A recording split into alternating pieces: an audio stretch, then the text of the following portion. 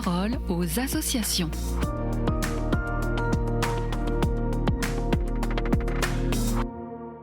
Bienvenue dans la parole aux associations. Aujourd'hui, je suis avec Kevin Tanguy, journaliste pour l'aide à l'Église en détresse. Alors Kevin, bonjour. Aujourd'hui, vous nous parlez de l'élection présidentielle en Côte d'Ivoire. Oui, tout à fait, car à l'approche du scrutin présidentiel du 25 octobre, la Côte d'Ivoire retient son souffle. 10 ans après les affrontements meurtriers qui avaient suivi la dernière élection, la crainte d'un nouveau déchaînement de violence plane sur le pays. Et pour comprendre cette peur, il faut revenir au tournant des années 2000. Cette année-là, le pays est plongé dans une crise politico-militaire qui va s'étendre pendant plusieurs années. Et bien 2 ans plus tard, une guerre civile va éclater et divise le territoire jusqu'en 2007. Aucune élection présidentielle ne sera organisée avant 2010. Durant cette année, le refus de Laurent Gbagbo de céder le pouvoir à Alassane Ouattara provoque une grave crise post-électorale qui a fait plus de 3000 morts. Et pourtant, entre 1960 et la fin des années 90, la Côte d'Ivoire avait connu une stabilité politique et une croissance économique. Mais le déclin commence à la fin des années 1990 avec la mort du président Félix Houphouët-Boigny. D'ailleurs, plusieurs candidats ont été écartés, provoquant le mécontentement d'une partie de la population. Oui, exactement. 4 figures majeures de l'opposition ont été écartées. Début juin, Tidjane Thiam, président du Parti démocratique de Côte d'Ivoire, a été radié après qu'une décision de justice ait établi qu'il ne détenait pas la nationalité ivoirienne au moment de son inscription.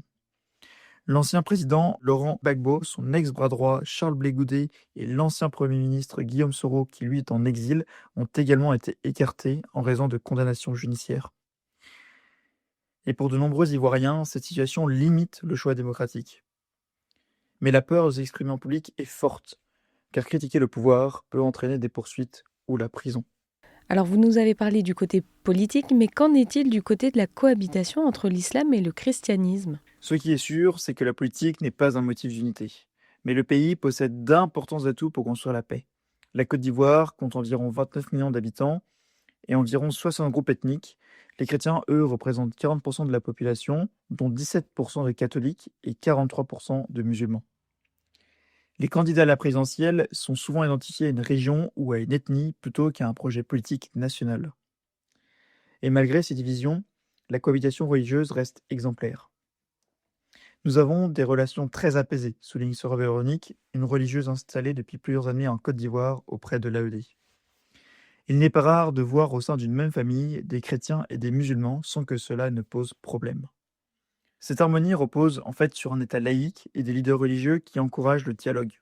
La conférence des évêques catholiques a créé un organe multiconfessionnel pour promouvoir l'échange interreligieux.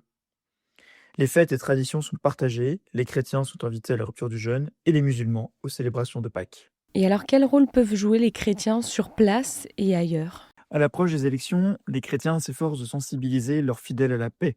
À chaque messe, les prêtres demandent aux jeunes de ne pas suivre les leaders politiques et de ne pas se laisser entraîner dans la violence. La conférence épiscopale appelle tous les habitants à être des artisans de paix et à rejeter les discours de haine et à s'éduquer à la fraternité. Ainsi, malgré les craintes liées aux enjeux politiques, la Côte d'Ivoire garde des raisons d'espérer. L'AED vous invite donc, chers auditeurs, à prier pour la Côte d'Ivoire afin que ce scrutin présidentiel puisse se dérouler dans le calme. Prions également pour que les responsables politiques prennent des décisions en faveur du bien commun. Eh bien, merci pour ce partage, Kevin. Et je rappelle qu'on peut trouver plus d'informations sur le site internet aed-france.org.